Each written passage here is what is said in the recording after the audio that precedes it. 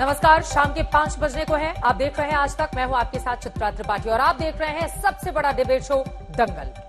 दंगल में आज के अखाड़े में बीजेपी और टीएमसी आमने सामने हैं, या यूं कहें कि बंगाल के समंदर की लपटें भले ही शांत हो गई हो, लेकिन वहां की सियासत उफान मार रही है।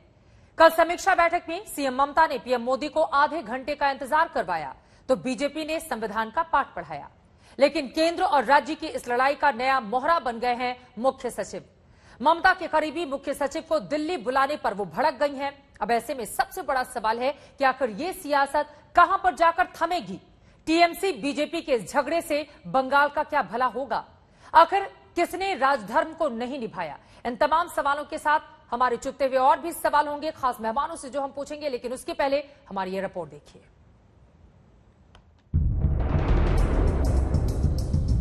बंगाल में यास तूफान भले ही थम गया, लेकिन सियासी बवाल नहीं थम रहा। पुरानी अदावत की दरार और चौड़ी हो गई है। पीएम मोदी को लेकर सीएम ममता के मन का गुस्सा बायकॉट की शक्ल में शुक्रवार को सामने आया, लेकिन ममता की सफाई 24 घंटे बाद आई। ममता ने छवि खराब करने का ठीकरा केंद्र और बीजेपी पर फोड़ दिया। It's a fact that there was no need to sit there at that time because the meeting earlier it was decided PM and CM, but later on it was totally revised list is been given where honorable governor, central minister I have no objection, then MLA, then opposition leader, what they mean. So the big BJP party and I am alone. And the meeting is not PM, Prime Minister, Chief Minister.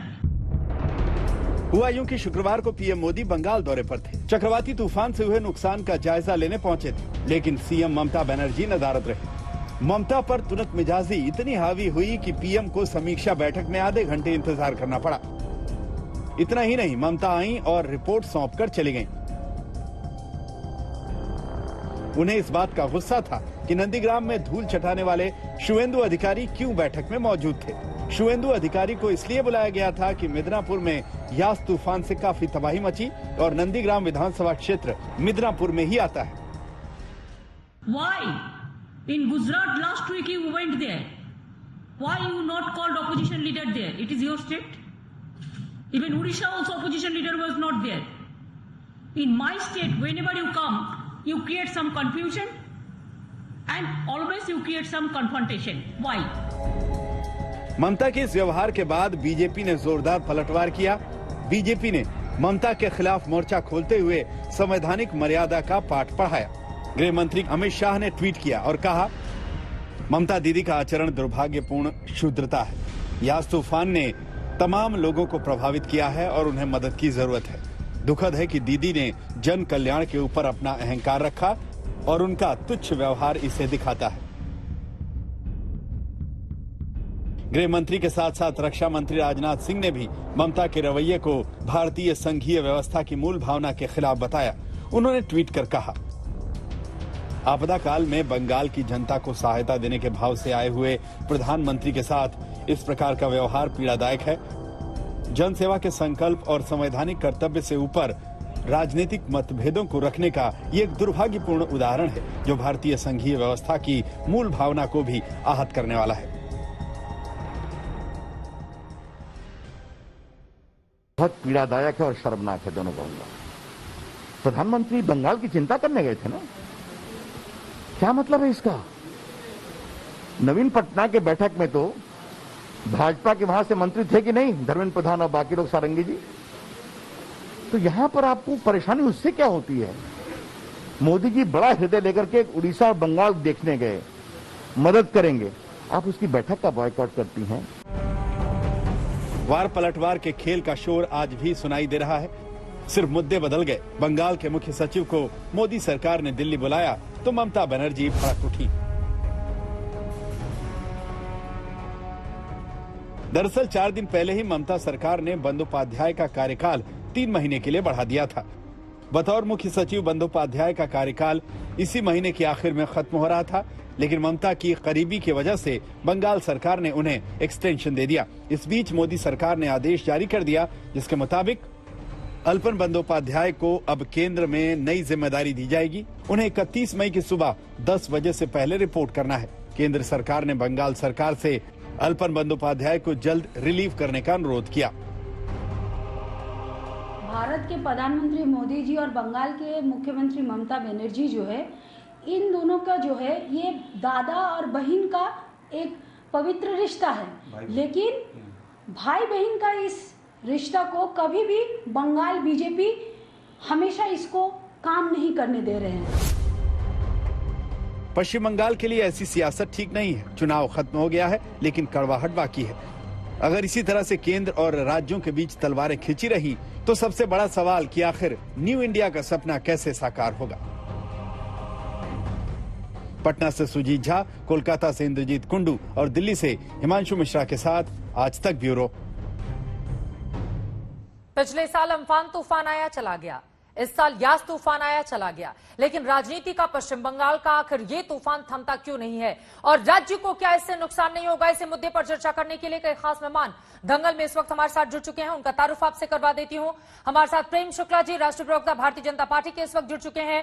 TMC के प्रवक्ता मानव जायसवाल इस वक्त हमारे साथ मौजूद है। वरिष्ठ पत्रकार जयंत घोषाल हमारे साथ जुड़ चुके हैं और साथ ही मौजूद है अवनिजेश अवस्थी जो कि राजनीतिक विश्लेषक हैं। लेकिन शुरुआत आपसे ही करते हुए प्रेम शुक्ला जी, हार पचा नहीं पा रही है बीजेपी, इसी वजह से झूठे और मनगढ़ंत आरोप मेरे ऊपर लगाए जा रहे हैं, ये कह रही है ममता बनर्जी। उन्होंने तो यहां तक कह दिया कि मैंने इंतजार किया है और फिर मेरे ऊपर ही इंतजार का आरोप क्यों? क्या है जवाब इस पर? देखिए, सुश्री ममता बनर्जी को समझना चाहिए कि भारतीय जनता पार्टी अपने स्थापना काल से अब तक तमाम पराजयों को बचाकर उसको विजय में परिवर्तित करने का हमारा जो है लंबा इतिहास रहा है।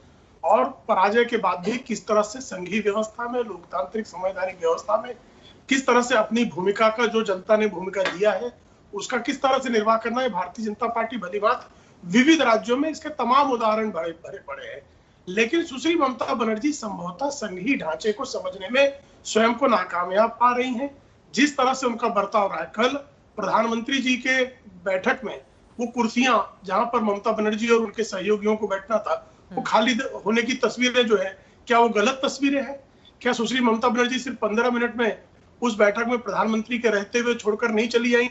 क्या ये सत्य नहीं? क्या स्वयं अपने ही प्रेस कॉन्फ्रेंस में सुश्री ममता बनर्जी स्वयं नहीं कह रही है कि किस तरह से वहां शुभेंदु अधिकारी को क्यों निमंत्रित किया गया?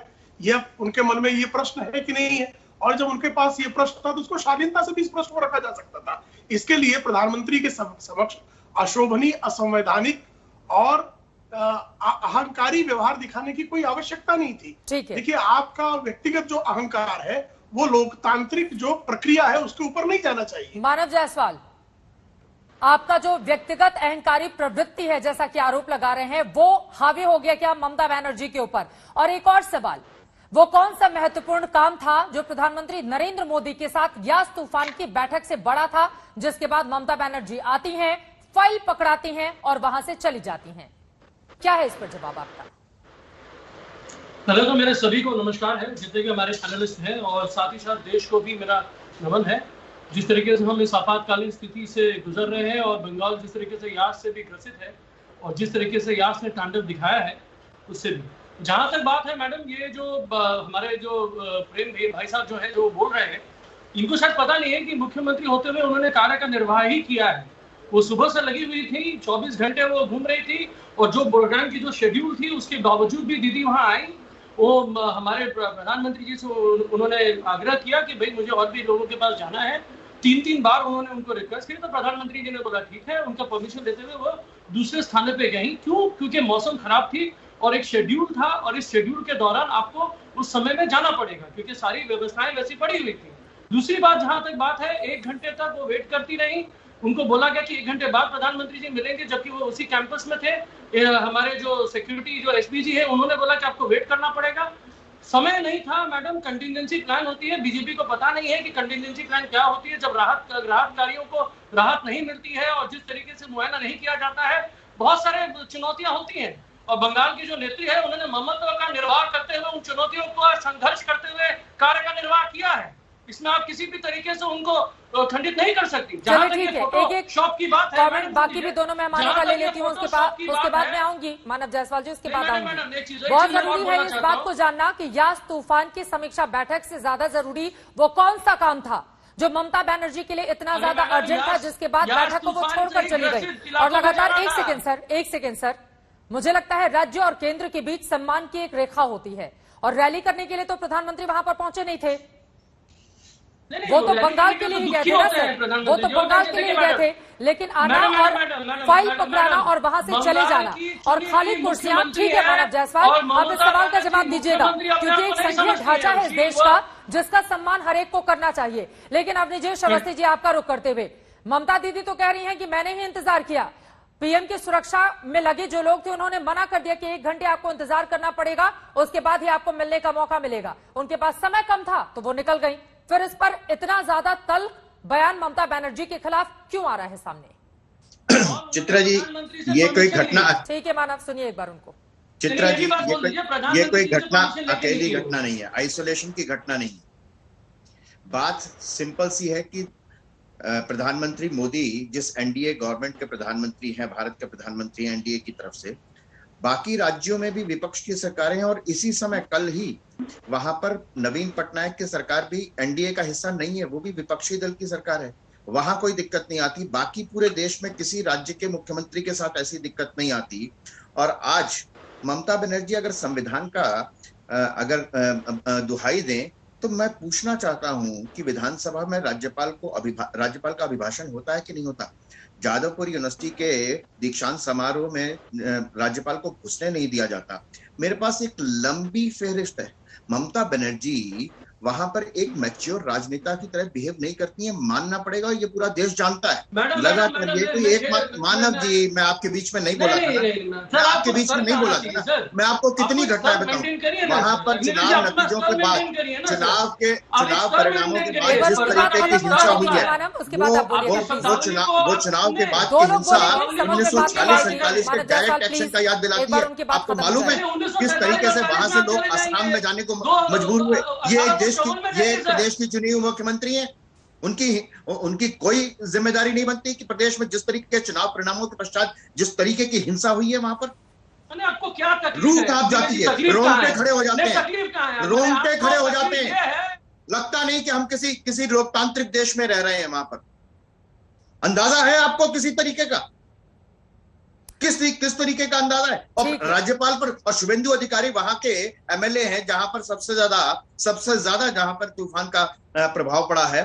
शुभेंदु अधिकारी अगर अपनी विधानसभा में उस तूफान प्रभावित क्षेत्रों के लिए प्रधानमंत्री से चर्चा करते हैं तो इसको राजनीति का विषय बनाएंगे कि अगर वो सामने बैठेंगे तो मैं नहीं बैठूंगी। यह है राजनीति, भारत की राजनीति, लोकतंत्रात्मक राजनीति। लेकिन कमाल करते हैं आप भी तो कुछ है ना। अब निजेश अवस्थी जी, शुभेंदु अधिकारी ने नंदीग्राम से ममता बनर्जी को हराया है, गुजरात में तो आप विपक्षी नेता को आमंत्रित नहीं करते हैं, ओडिशा में आप आमंत्रित नहीं करते हैं। आप बताइए ना कि शुभेंदु अधिकारी उसी जगह से एमएलए हैं। नवीन पटनायक ने तो यहाँ तक कहा कि मैं केंद्र पे दबाव भी नहीं डालूंगा। ऐसे कोरोना महाकाल में मैं कोई आर्थिक दबाव नहीं डालना चाहता। वो भी विपक्ष के मुख्यमंत्री हैं, वो भी तो विपक्ष के मुख्यमंत्री है ना, वो एनडीए का हिस्सा नहीं है बीजेडी। देखिए ना क्या फर्क क्या है, पूरा देश अंतर देख रहा है कि नहीं देख रहा? सर लेकिन आप लोगों ने सारी ताकत तो बंगाल में झोंकी थी ना, इसी वजह से अरे तो ये सवाल मतलब उड़ीसा में इलेक्शन नहीं लड़ी थी बीजेपी। ठीक है सर, लेकिन अगर आप उड़ीसा की इलेक्शन, उड़ीसा में होने वाली इलेक्शन रैलियों को देख लेंगे तो नवीन पटनायक के बारे में भी ऐसा ही बोला गया था। वो राजनीतिक में, चुनाव के समय में राजनीति अलग होती है, लेकिन जब आप प्रशासन संभाल लेते हैं उसके बाद हिंसा का इस तरीके से नंगा नाच हो, ये किसी प्रदेश में आज तक नहीं हुआ। सीखने की जरूरत है। वास्तव में प्रधानमंत्री नरेंद्र मोदी कोई चुनावी रैली को संबोधित करने तो बंगाल में गए नहीं थे, वहां पे घूमने फिरने के लिए तो इतने बड़े नेता वहां पर पहुंचे नहीं थे। अगर आपदा का ये काल है जब यास तूफान से तबाही हुई है, 20,000 करोड़ का आपने अनुमान लगाया है, ममता बनर्जी सिर्फ लिफाफा पकड़ाने के लिए आती हैं और उसके बाद वहां से चली जाती हैं। क्यों नहीं माना जाए कि इसके पीछे का उनका अहंकार है जो जताने की वो कोशिश कर रही थी? इससे क्या राज्य और केंद्र के बीच रिश्ते और ज्यादा तल्ख नहीं होंगे और संघीय ढांचे पर चोट नहीं पड़ेगी? जयंतुदा, अच्छा देखिए, ममता बनर्जी के जो अहंकार हैं और प्राइम मिनिस्टर को बॉयकॉट कर रहे हैं, पॉलिटिकल वायलेंस बहुत है, लेकिन ये सब कुछ है ममता बनर्जी के खिलाफ। अगर आप इतना मैच्योर्ड फेडरलिज्म के बात करते हैं तो बेचारे एक पब्लिक सर्वेंट को, जिसको 31 में लास्ट डेट है, और आपके कैबिनेट सेक्रेटरी को चीफ मिनिस्टर ने एक्सटेंशन 3 महीने के एक्सटेंशन के लिए कैबिनेट सेक्रेटरी के पास जाना पड़ता है, 6 महीने के लिए प्राइम मिनिस्टर तक जाना पड़ता है। तो 3 महीने के लिए cabinet secretary without the consent of the cabinet committee of appointments तो नहीं किया, तो होम मिनिस्टर प्राइम मिनिस्टर के साथ भी इनफॉर्मल चर्चा जरूर होगा विदाउट द कंसेंट। ऐसे तो नहीं है कि कैबिनेट सेक्रेटरी रेवोल्यूशनरी है और वो प्राइम मिनिस्टर और अमित शाह जी के खिलाफ कुछ फैसला ले लिए। कैबिनेट सेक्रेटरी का क्लियरेंस लगता है चीफ सेक्रेटरी के लिए, because he is the bridge between state and the centre. आप देखिए जो चिट्ठी दिया है उसमें बोले हैं कि मंडे 10 बजे आना पड़ेगा और न्यू असाइनमेंट दिया जाएगा। जो कोविड मैनेजमेंट के लिए चेयरमैन है कमिटी का और जिसके कारण एक्सटेंशन लिया गया है, और वो एक्सटेंशन भी सरकार ने ही, गवर्नमेंट ऑफ इंडिया ने दिया है। मैं मान लेता हूं कि ममता बनर्जी के अहंकार हैं, सब कुछ उनके खिलाफ है, तो ममता बनर्जी के खिलाफ एक्शन लीजिए ना। अब अगर जरूरत पड़े प्रेसिडेंट रूल कीजिए। आपके इतना अच्छा गवर्नर, इतना एफिशिएंट गवर्नर है जो पूरा दिन भर, मतलब कितने काल रात में भी कितना ट्वीट किया है, आज भी ट्वीट किए हैं। और बीजेपी के जो पार्टी प्रेसिडेंट है दिलीप घोष, अभी मैं सुन रहा था, उन्होंने कहा कि मैं रिएक्शन नहीं दूंगा क्योंकि ये बेसिकली सेंटर के साथ स्टेट का इशू है, ये बीजेपी का इशू तो है ही नहीं। तो अगर बीजेपी का इशू है, शुभेंदु अधिकारी कह रहे हैं कि leader of the opposition Odisha में कोविड हुआ है इसीलिए नहीं आया, और लीडर ऑफ द ऑपोजिशन मैं बोलना चाहता था, रिक्वेस्ट किए थे, इसीलिए हमको इजाजत मिला। अधीर चौधरी को भी बोला था। तो लेकिन ममता बनर्जी कह रहे हैं कि मेरा कोई प्रॉब्लम नहीं है, लेकिन मुझे तो जानकारी तो मिले। हमें ये जो जानकारी था कि 1-1 मीटिंग पीएम के साथ होगा, मैं प्रेस कॉन्फ्रेंस करके भी बताया था कि पीएम सीएम मीटिंग होगा, लेकिन बाद में मैं देख रहा हूं कि वहां ऐसे लोग हैं जो अगर ये मुझे पता था तो मैं भी मेरे तरफ से एक डेलीगेशन बनाता, वहां भी हम 1-2 एमएलए को भी रखते, क्योंकि एमएलए को रखना, लीडर ऑफ द अपोजिशन को रखना, ये जानकारी देना भी फेडरलिज्म में जरूरी होता है। जैसे कल चिट्ठी दिया है चित्रा जी, वो चिट्ठी अगर ममता जी के साथ चर्चा करके भी कर दे सकते थे। मुख्य सचिव का रातों रात तबादला और ये कह दिया गया कि सोमवार तक आप दिल्ली में हाजिरी दें। और दूसरा सवाल, शुभेंदु अधिकारी को बैठक में बुलाए जाने की क्या जरूरत आन पड़ी थी? क्या ममता बनर्जी को चढ़ाने के लिए इस तरह का प्लान तैयार किया गया था? क्योंकि आप भी जानते हैं कि शुभेंदु अधिकारी ने नंदीग्राम में उनको हराया है और उनको बुलाने का मतलब एक अलग तरह का मैसेज देना है ममता बनर्जी को। तो क्या ये प्लान था जिस पर कामयाब रही बीजेपी? चित्रा जी, क्या तृणमूल कांग्रेस पार्टी वाले ये कहना चाह रहे हैं कि ममता बनर्जी को नंदीग्राम में हराने के कारण जिस भी मंच पर, जिस भी पटल पर, जिस भी फोरम पर शुभेंदु अधिकारी जी उपस्थित होंगे वहां ममता नहीं जाएंगी? कल विधानसभा में भी वहां शुभेंदु अधिकारी जी अपोजिशन लीडर के तौर पर रहेंगे, तो क्या मुख्यमंत्री ममता बनर्जी वहां नहीं जाएंगी विधानसभा में? यह क्या हास्यास्पद तर्क है इसमें। और उड़ीसा में भी जो है अपोजिशन लीडर को बुलाया गया था, वो बताया जा रहा है कोविड बीमार होने के कारण वो नहीं है। और ओडिशा का जो फॉर्मेट था वही फॉर्मेट पश्चिम बंगाल में भी था। पश्चिम बंगाल में अधीर रंजन चौधरी जी को भी निमंत्रित किया गया। ऐसे में गुजरात में भी मीटिंग हुई थी, विपक्षी दल का कोई नेता नहीं था। है क्या कि विपक्ष के नेता को नहीं बुलाया गया था? इस तरह कोई पुष्टि वाला पत्र है क्या? उनको जानकारी है क्या? ये तो वे आरोप लगा रही, तो कह रही थी उड़ीसा में भी नहीं बुलाया गया, तो कह रही थी, लेकिन उड़ीसा के संदर्भ में स्पष्टीकरण आज ही आया है। और कृपा करके मुझे बता दें कि ममता बनर्जी जी चुनाव अगर जिससे हार जाएंगी, उसका लोकतांत्रिक सारा अधिकार समाप्त कर देगी क्या तृणमूल कांग्रेस पार्टी, जो किसी बैठक में नहीं बुलाए, कहीं ना बुलाए? तो ये तो अजीबोगरीब बात हुई। ये तो लोकतंत्र के हिसाब से नहीं। दूसरा जो वो तो कह रही है कि खुद ही मुझे इंतजार करना पड़ा, ये जो इंतजार की बात बार बार बीजेपी की ओर से की जा रही है, ये बात सही नहीं है। देखिए वो मिथ्या प्रलाप करती हैं, हर कोई जानता है। अम्फान के समय जब पिछली बार चुनाव आया, स्वयं प्रधानमंत्री जी उनसे बात करना चाह रहे थे, उन्हें प्रधानमंत्री जी का फोन तक नहीं लिया। कई बार ऐसा हुआ है कि वो जो है प्रधानमंत्री की बैठकों में हिस्सा लेने नहीं आती है। आपने देखा नेताजी सुभाष चंद्र बोस जी की जयंती के अवसर पर जिस तरह का व्यवहार उनका रहा, क्या प्रधानमंत्री के समय एक शिष्टाचार का, एक मुख्यमंत्री का शिष्टाचार का प्रदर्शन क्या था? तो उन्होंने अपनी अशिष्टता को बारंबार प्रदर्शित किया है। उनका व्यवहार मानव जायसवाल जी, लेकिन इस सवाल का जवाब भी दीजिए। जब कोविड को लेकर मुख्यमंत्रियों की बैठक होती है, ममता बनर्जी नदारद रहती हैं। जब डीएम को लेकर बैठक होती है, उसमें वो आ जाती हैं। जब उनको बोलने नहीं दिया जाता है तो उसको लेकर वो खूब हंगामा खड़ा करती हैं। कल उनके पास बोलने का भी मौका था, राज्य की समस्याओं के जिक्र करने का, डिस्कशन का मौका था। भले ही सीएम और पीएम के बीच की ये मीटिंग नहीं हो, लेकिन पश्चिम बंगाल राज्य को लेकर ये मीटिंग थी और उसमें मुख्यमंत्री का इस तरह का व्यवहार समझते हैं? नहीं, ये थोड़ा आउट ऑफ द बॉक्स लिया जा रहा है। दीदी ने स्पष्ट रूप से बोला है, उन्होंने 3 बार हमारे प्रधानमंत्री जी से परमिशन मांगी और तब वो वहां से गई। जहां तक बात है मैडम, आज भी दीदी का आज का स्टेटमेंट है, उन्होंने बोला है अगर बंगाल के हित के लिए, अगर अहंकारी जो हमारे प्रधानमंत्री हैं, अगर उनके पैर के चरणों को भी छूना पड़े तो वो उसके लिए राजी हैं, कि लेकिन बंगाल की और जनता की हित की बात करें। आज आप मुझे बताइए, जो ये प्रेम भाई साहब जो बात कर रहे हैं, इनको ये पता ही नहीं है, सोलंकी जी ने ट्वीट किया है, वो लीडर ऑफ ऑपोजिशन है गुजरात में, उनको तो निमंत्रण नहीं मिला। बहुत सारी जगह है, बीजेपी राजनीति करती है, ये देश सेवा में नहीं। मतलब शुभेंदु अधिकारी अगर आ जाएंगे तो ममता बनर्जी अपने राज्य को लेकर डिस्कशन नहीं करेंगी। मैडम आप एक बात बताइए, अगर कोई भी मुख्यमंत्री है या प्रधानमंत्री है, क्या उनको क्या प्रोटोकॉल नहीं है? उनको जानकारी लेने की अधिकारी नहीं है कि भैया आप पहले कितने लोग आने वाले हैं, क्या मैटर है, कौन से लोग आएंगे?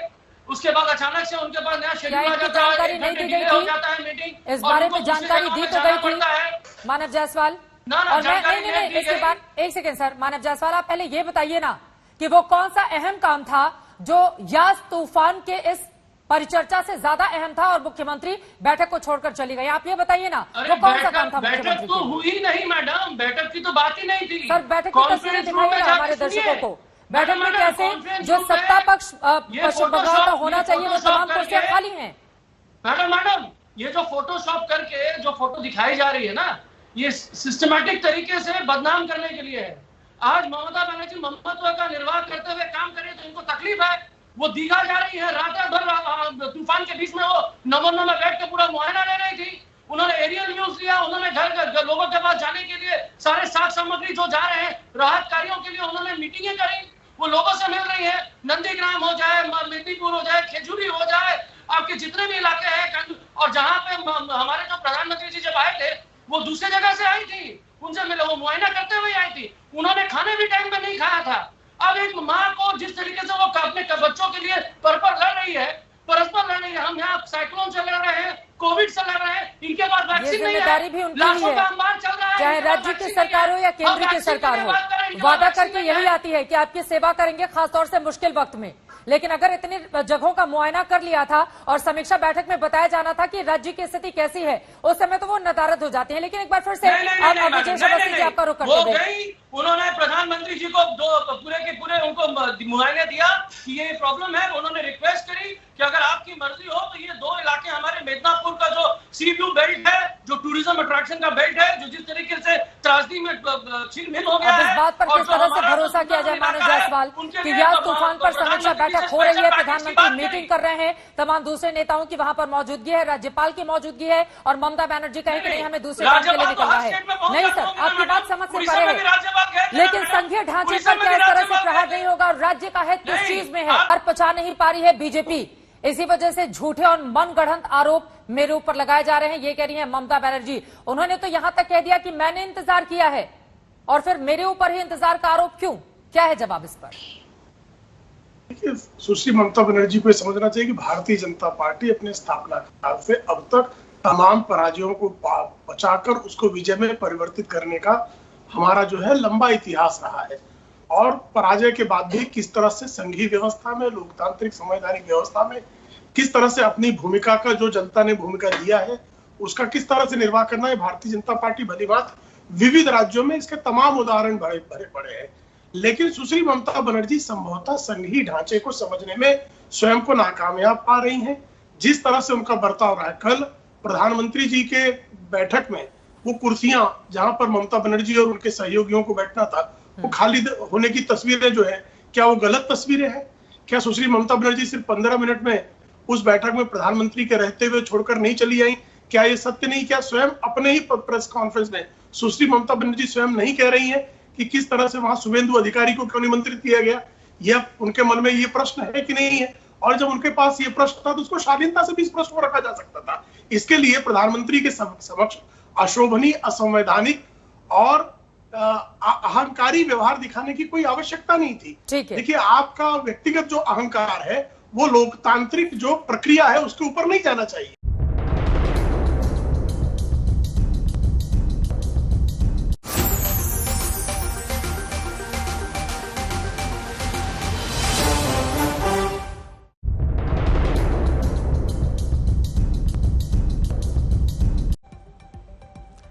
इंतजार पर तकरार, इसी को लेकर दंगल में लगातार हम चर्चा कर रहे हैं। एक बार फिर से अपने मेहमानों का रुख करते हुए सीधे अवनीश अवस्थी जी आपके पास आते हुए, ममता बनर्जी की ओर से यह भी कहा गया है कि पीएम कहे मेरे पैर छुओ तो मैं बंगाल की मदद करूंगा, मैं इसके लिए भी यानी कि पैर छूने के लिए तैयार हूं, लेकिन मुझे इस तरह से अपमानित नहीं किया जाए।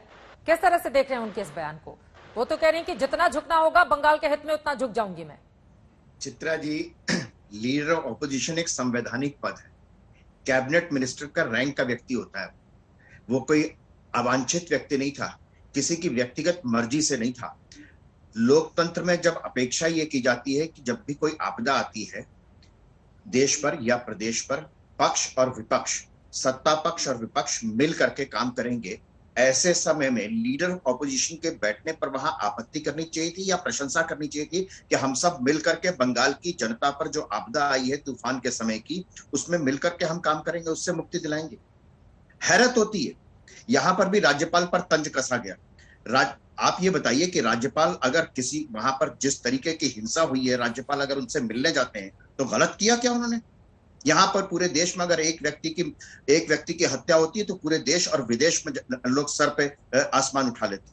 वहां पर हजारों आदमियों के साथ हुआ, कितने हजार लोग असम में हैं, वहां पर कोई किसी को चिंता नहीं है। वो भारत के नागरिक नहीं है, वो कहीं और के नागरिक हैं।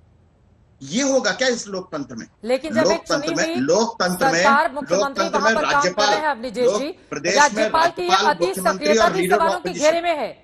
एक सामान्य सी बात है, लीडर ऑफ ऑपोजिशन तो अभी सीबीआई के निदेशक की नियुक्ति होनी थी, उसमें लीडर ऑफ ऑपोजिशन थे ना।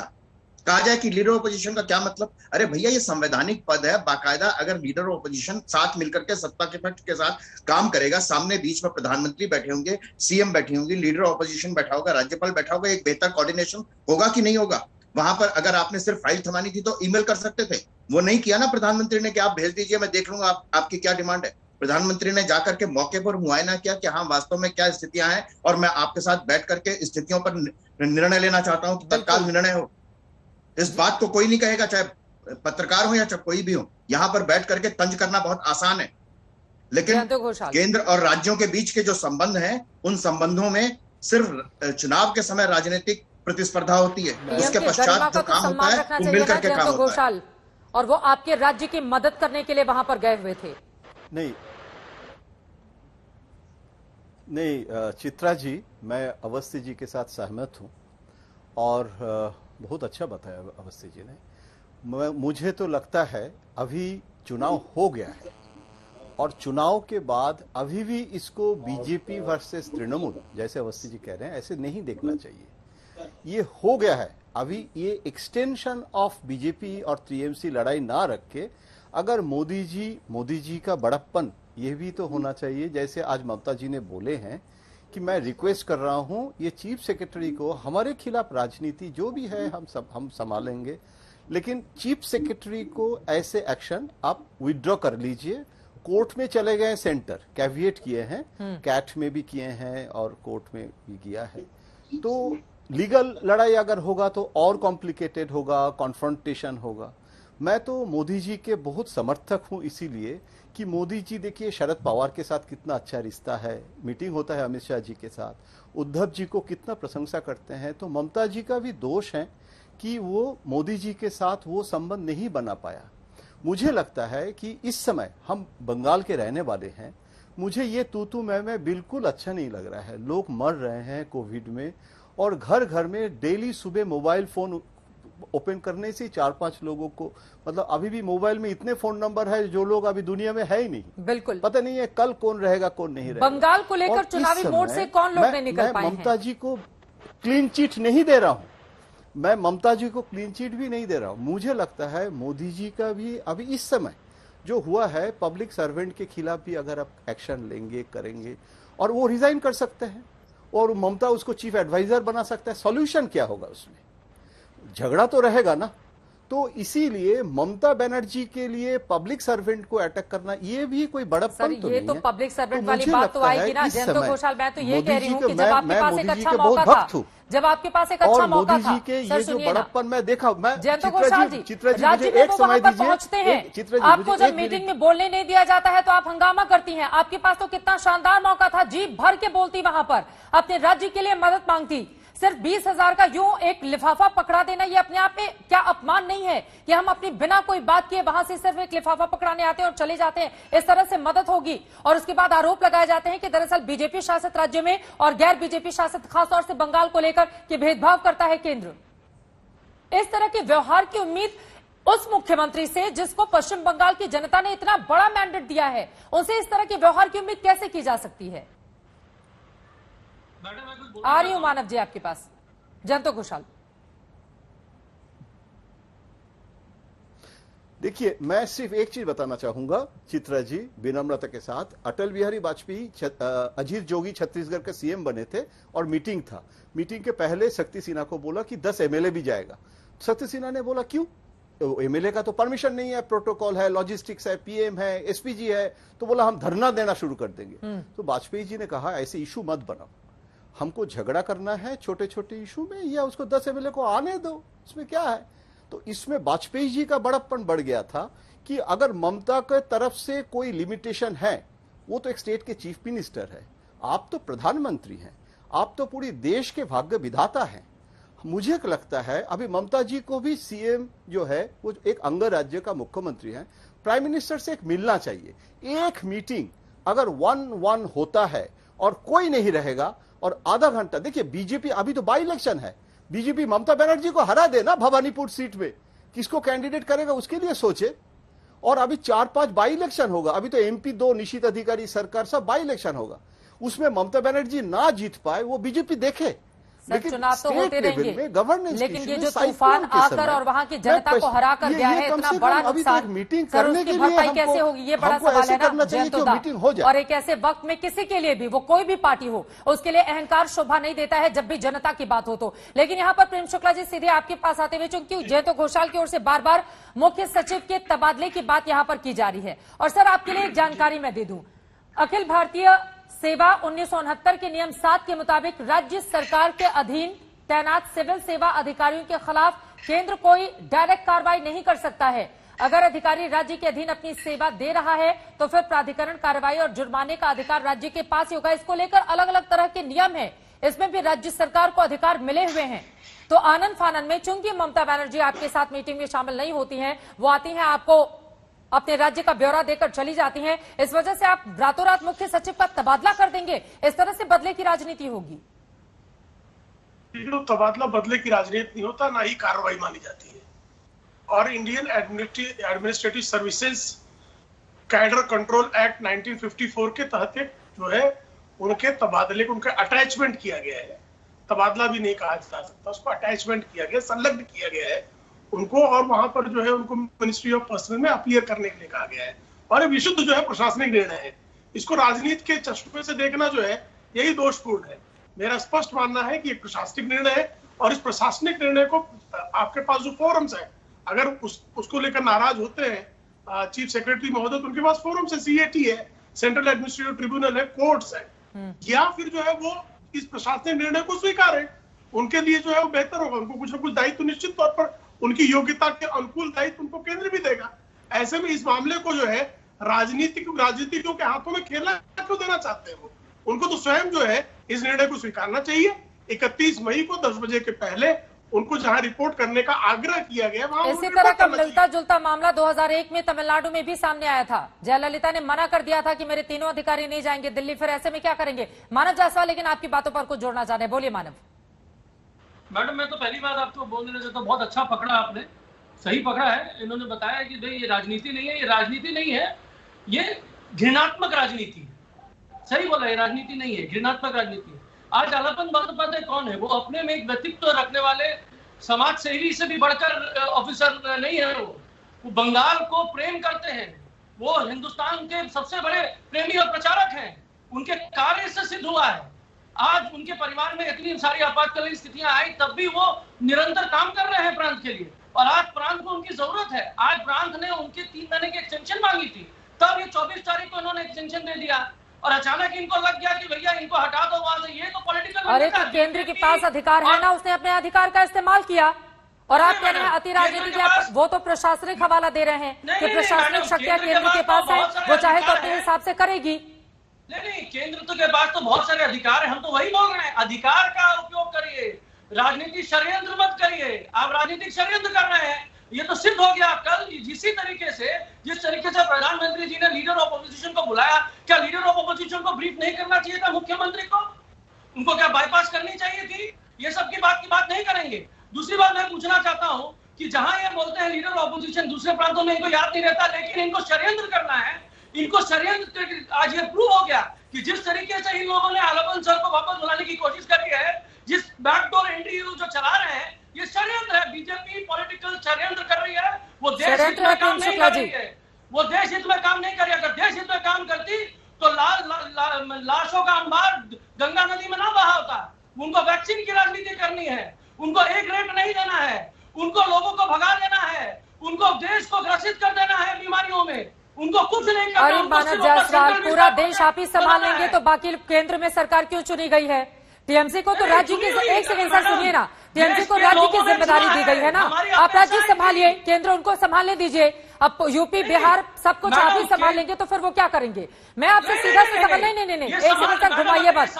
देखिए ये जो आदत है ना, सर सुनिए ना मानव जायसवाल जी, कि पहले तो आप जितने भी महत्वपूर्ण मीटिंग होती है उसका बायकॉट करती हैं। जब आपको जिस मीटिंग में शामिल नहीं होना रहता है उस मीटिंग में आप पहुंच जाती हैं, जिस मीटिंग में आपको बुलाया जाता है उस मीटिंग में आप आते ही तुरंत आती हैं और फिर वहां पे प्रेजेंस दर्ज कराने के बाद चली जाती हैं, उसके बाद फिर प्रेस कॉन्फ्रेंस करती हैं। मानव जायसवाल, बंगाल भी देख रहा है, देश भी देख रहा है। बहुत सही बात पकड़ी थी, पॉलिटिकल वेंडेटा की बात करी। अब मैं आपको बताता हूं, हमको फरमान नहीं चाहिए। आप बताइए वैक्सीन का एक लॉ क्यों नहीं होगा? आप हमको बताइए सेंट्रल गवर्नमेंट ने वैक्सीन के ऑर्डर्स पहले से क्यों नहीं दिए? फिर आपसे वैक्सीन पे डिस्कशन करने के लिए बैठे हो या याद तूफान से हुई उस पर इतना ज्यादा नुकसान हुआ है कि आपको शर्म नहीं आ रही है? एक सेकंड सर, मुद्दे पर रहिए ना। वैक्सीनेशन की मांग क्यों नहीं, वैक्सीन की मांग करिए ना आप। ममता बनर्जी चीफ मिनिस्टर की बैठक में आकर क्यों नहीं कहते हैं कि वैक्सीन नहीं है? आकर वो बोले ना, दूसरे राज्यों के जितने भी चीफ मिनिस्टर है बोलते हैं वैक्सीन नहीं है, प्रोवाइड कीजिए।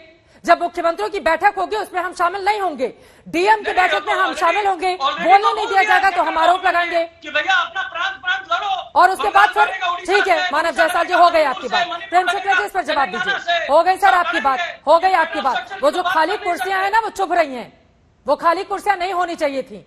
केंद्र और राज्य दोनों को ही अपनी जिम्मेदारी समझनी होगी और राज्य की जिम्मेदारी ज्यादा है क्योंकि तीसरी बार वो चुनकर आई हैं और राज्य के लिए उनको तो ज्यादा बड़े पैकेज की मांग की जानी चाहिए थी। उनको बोलना चाहिए था कि हमारे राज्य में इतनी कमी है। हर बार मौका छूट जाने पर और बाद में फिर राजनीति की जाती है। प्रेम शुक्ला जी, लेकिन ये बात तो सच है ना, अधिकारी को जिस तरह से अटैच किया गया है ये तो बदले की राजनीति है, इसको कैसे जस्टिफाई करेंगे? बिल्कुल बदले की राजनीति नहीं है, ये प्रशासनिक निर्णय है। उस प्रशासनिक निर्णय में कुछ लोग बदले की राजनीति, जिनको देखिए, जिनका अपना राजनीतिक चिंतन सड़ गया होता है, हर चीज में षड्यंत्र देखते हैं। इसमें कोई षड्यंत्र नहीं है, एक विशुद्ध प्रशासनिक निर्णय है और प्रशासनिक अधिकारी को उस प्रशासनिक निर्णय का आदर करना चाहिए। सर ये निर्णय तभी कब होता है जब दिन में बवाल मचता है और रातों रात निर्णय हो जाता है। ये जो आपका समय है ना, ये अपने आप में बहुत सारे सवालों के साथ खड़ा है। आपका अधिकार है, ये समय को लेकर आपत्ति करना आपका अधिकार, लेकिन विशुद्ध प्रशासनिक निर्णय है और उसको प्रशासनिक नियमावली के अनुकूल ही उसका निस्तारण किया जाना चाहिए। उस पर अनर्गल राजनीति से किसी को लाभ नहीं होने वाला। अनर्गल राजनीति कौन कर रहा है? जल्दी जल्दी एक छोटा छोटा सा कमेंट जयंतो घोषाल, कौन कर रहा है अनर्गल राजनीति? नहीं, मुझे लगता है कि दोनों तरफ से समस्या है और इसीलिए अभी इस समय समाधान एक ही है, डायलॉग, बातचीत करके हाल निकालना चाहिए। क्योंकि अभी इस समय ममता बनर्जी को भी अगर बातचीत करना है, क्योंकि देखिए चीफ सेक्रेटरी को विक्टिम करना, मैं उनके पर्सनल लाइफ में नहीं जाना चाहता हूं कि उसके भाई 2-4 दिन पहले गुजर गए हैं मेंटली और उसमें भी वो काम कर रहे हैं, लेकिन इस समय अगर ये समस्या नहीं होता है, कम्युनिकेशन एरर से ही तो हुआ है ना। कम्युनिकेशन एरर क्यों होता है? क्योंकि उस समय कम्युनिकेशन नहीं होता है। तो प्राइम मिनिस्टर ऑफिस और चीफ मिनिस्टर ऑफिस में अगर एक मैकेनिज्म डेवलप किया जाए, एक ऑथोराइज पर्सन रहे दोनों तरफ से और एनी मीटिंग, देखिए नेशनल यूनिफिकेशन काउंसिल का मीटिंग भी मोदी जी ने मतलब नहीं आया था, रमन सिंह नहीं आया था, उस समय भी ऑपोजिशन का चर्चा हुआ था। तो मैं इसीलिए स्कोर पॉइंट करना कि ये उचित है वो अनुचित है, उसमें मैं फ्यूचरिस्टिक अप्रोच में जाना चाहता हूं बंगाल के भलाई के लिए कि सबसे राज्य के अच्छा हित में देखते हुए आप निजेश अवस्थी जी क्लोजिंग कमेंट क्या होना चाहिए जल्दी से सर? नहीं ले आए। कहना चाहूंगा कि जो मानव जायसवाल अभी चीफ सेक्रेटरी के बारे में कह रहे थे, वो उनके जो उच्च अधिकारी हैं उनको सीआर लिखने दीजिए, आप उनकी सीआर मत बनाइए यहाँ पर। और यहाँ पर प्रशासनिक निर्णय होता है, मैनुअल होता है सिविल सर्वेंट का, उस मैनुअल के हिसाब से उनको किसी भी राजनीति का हिस्सा नहीं बनना चाहिए, यह भी सच है। इसलिए ये प्रशासनिक ठीक है, सब वक्त की कमी है, इस वजह से बीच में आपको रोकना पड़ा है, लेकिन यकीनन अहंकार अगर राज्य के हित की बात हो तो किसी भी पार्टी को दिखाना नहीं चाहिए। जिस तरह की स्थिति पश्चिम बंगाल में बन रही है वो उस राज्य के लिए बेहद दुर्भाग्यपूर्ण स्थितियों को जन्म दे रही है। अपने हित को पीछे रखकर राज्य और जनता के हित के बारे में पहले सोचना होगा हमारे तमाम नेताओं को।